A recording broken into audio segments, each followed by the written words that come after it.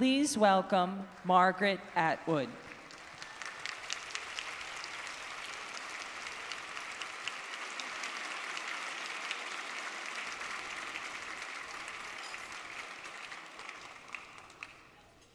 When democracy is in retreat, the first thing authoritarians do is silence those who are telling stories they dislike. Journalists Walon and Kyaw have the misfortune of working in a country with a long record of suppressing independent voices, a history that appears to be hard to leave behind. We may comfort ourselves by believing that this kind of persecution happens only in distant countries like Myanmar, but the autocrats' playbook for discrediting critical coverage, long documented in places like Russia, China, and Iran, is now going viral. The number of journalists jailed worldwide has recently hit an all-time high, and many journalists are not even jailed.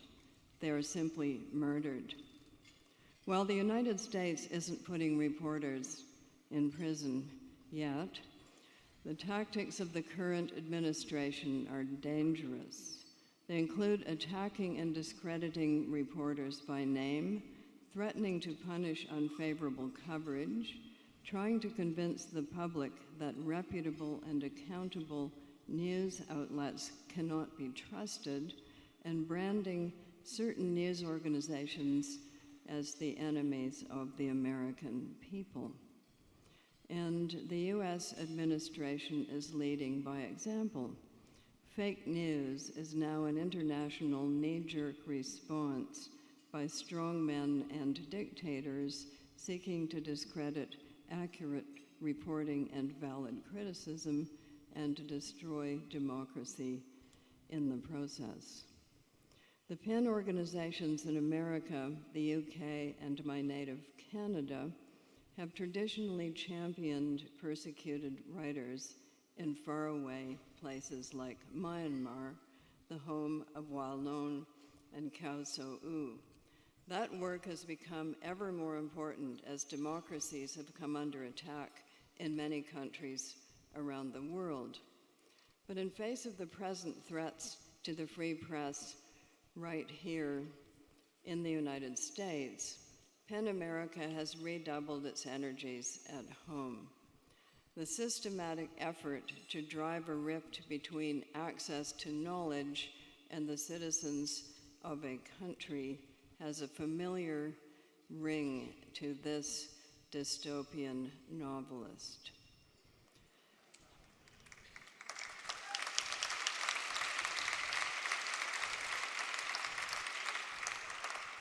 The resolve that news organizations have displayed is admirable. They are reporting with gusto, and their audiences have grown, but according to polls, nearly half the country no longer trust much of what they say or write. These people do not believe some other source of news.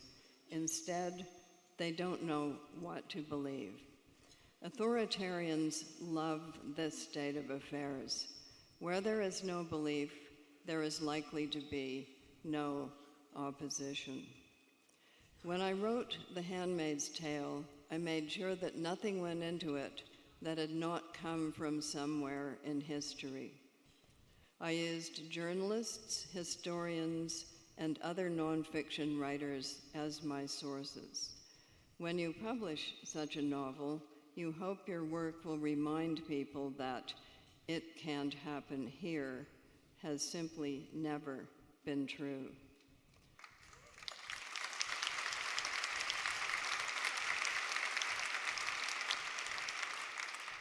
As Aldous Huxley said in his 1965 introduction to the radio version of Brave New World, eternal vigilance is not only the price of liberty, eternal vigilance is the price of human decency.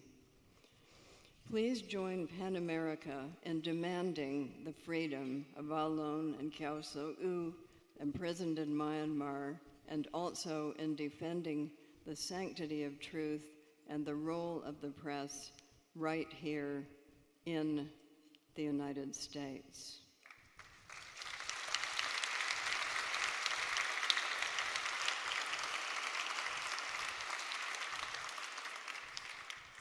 And now, a few words from Valun and Kyaw themselves that I have been given to read on their behalf. We are now in insane prison just because we covered the news. We don't have a desk to write on. The truth about what happened in Rakhine is important for our country. Without the truth, we can never solve our country's problems.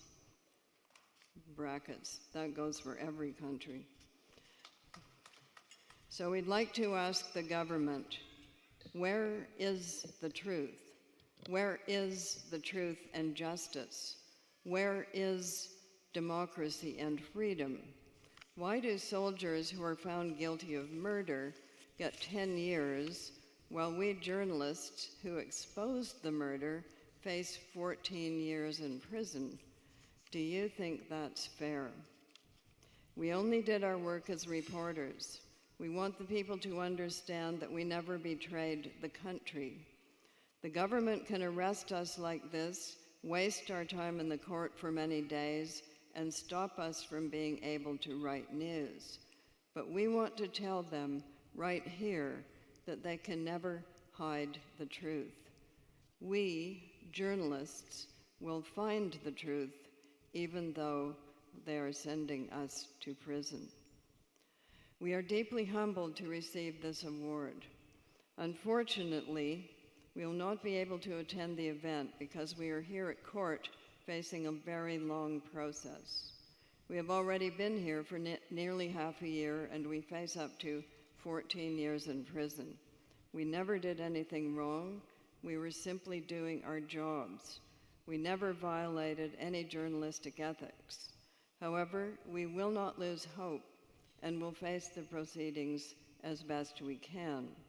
We do believe that the truth will bring justice to us. The news needs to be written and expressed openly in our country, and right now we can't report it. We are grateful for the support of PEN America, Reuters, and all those others working on our behalf to help us regain our freedom. The award is an encouragement that we have the backing of people from around the world who love the freedom of the press and democratic values.